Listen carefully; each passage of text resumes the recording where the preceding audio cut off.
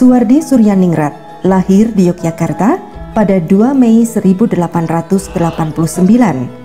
Tanggal itulah yang kelak di kemudian hari dikenang dan ditetapkan sebagai Hari Pendidikan Nasional oleh pemerintah Indonesia.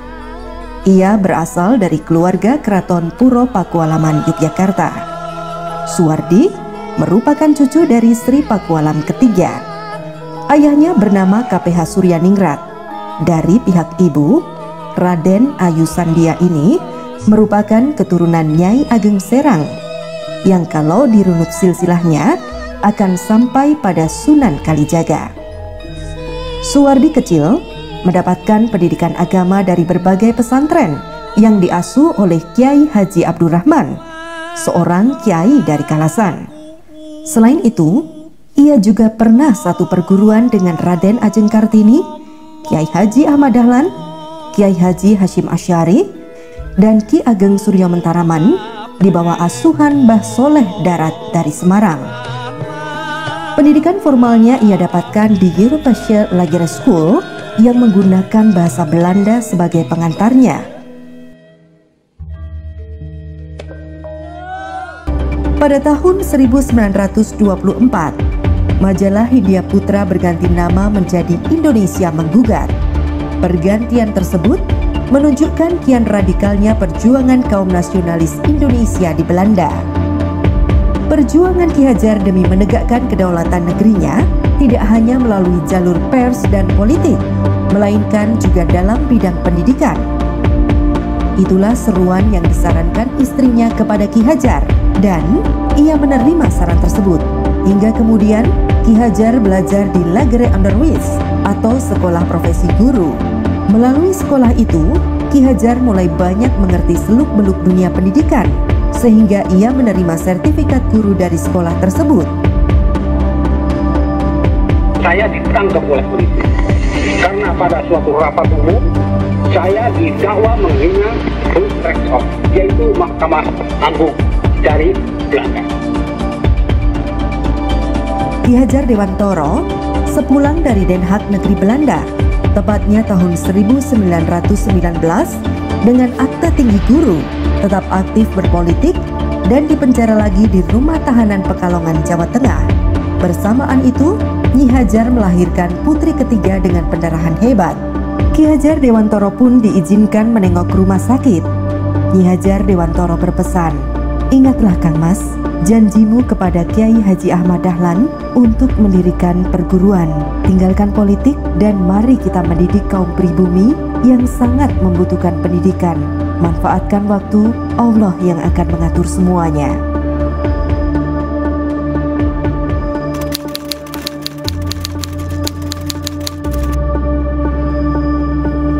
Kesadaran Ki Hajar terkait dengan problematika pendidikan mulai reka. Ia merasakan ada suatu ketimpangan dalam sistem pendidikan yang diajarkan pemerintah kolonial di Hindia Belanda. Sistem pendidikan kolonial memang bercorak elitis, cenderung diskriminatif, dan hanya sekedar diorientasikan pada kepentingan kolonial sendiri. Inilah yang membuat betapa pentingnya pendidikan nasional yang menitik beratkan pada kepentingan rakyat. Pada mulanya, problem dalam dunia pendidikan tersebut membuat para tokoh pergerakan merasa tertuntut untuk menemukan jalan keluarnya. Maka, dibentuklah Forum Perkumpulan Selasa Kliwon yang bersentral di Yogyakarta.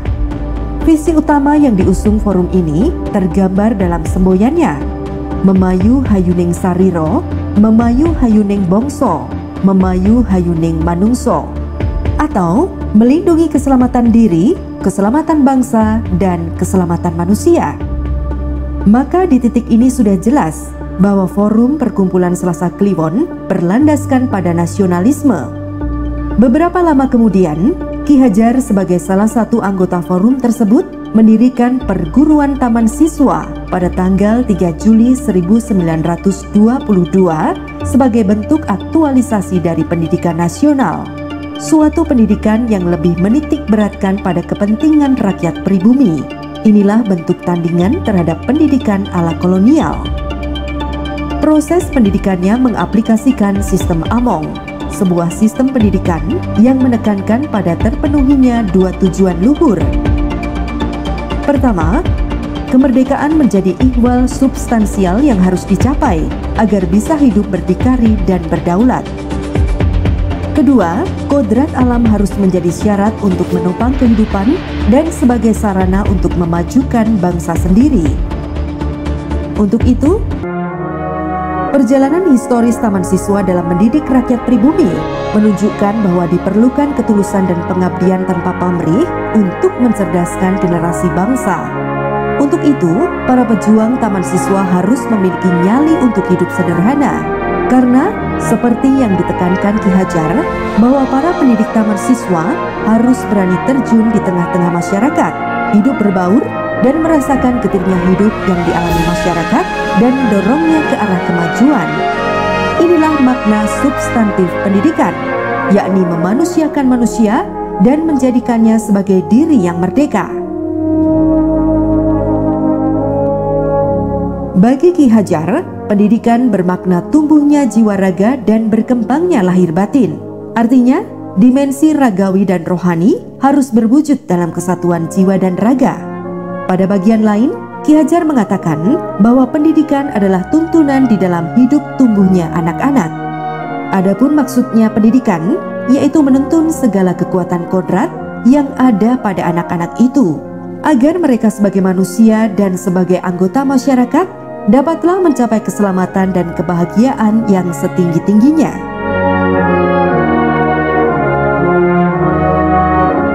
Lebih lanjut, Ki Hajar mengemukakan bahwa pendidikan yang dilakukan dengan keinsyafan ditujukan ke arah keselamatan dan kebahagiaan manusia. Tidak hanya bersifat pelaku pembangunan, tetapi sering merupakan perjuangan pula. Pendidikan berarti memelihara hidup tumbuh ke arah kemajuan, tak boleh melanjutkan keadaan kemarin menurut alam kemarin.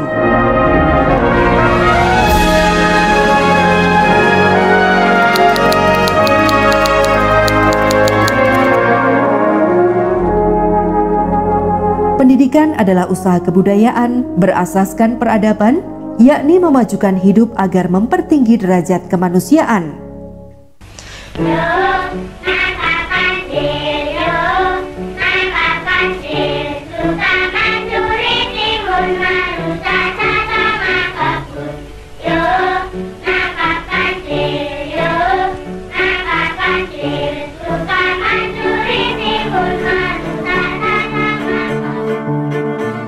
Dengan memperhatikan beberapa pernyataan ini, tampak sekali bahwa visi, misi, dan tujuan pendidikan Ki Hajar Dewantoro adalah bahwa pendidikan sebagai alat perjuangan untuk mengangkat harkat, martabat, dan kemajuan umat manusia secara universal, sehingga mereka dapat berdiri kokoh sejajar dengan bangsa-bangsa lain yang telah maju, dengan tetap berpijak kepada identitas dirinya sebagai bangsa yang memiliki peradaban dan kebudayaan yang berbeda dengan bangsa lain. Gagasan pendidikan karakter dapat dilacak pada sosok Ki Hajar. Sejarah mencatat bahwa Ki Hajar telah merintis pendidikan karakter dengan konsep Tri Pusat Pendidikan yang menyebutkan bahwa wilayah pendidikan guna membangun konstruksi fisik, mental, dan spiritual yang handal dan tangguh dimulai dari lingkungan keluarga, lingkungan sekolah, dan lingkungan masyarakat.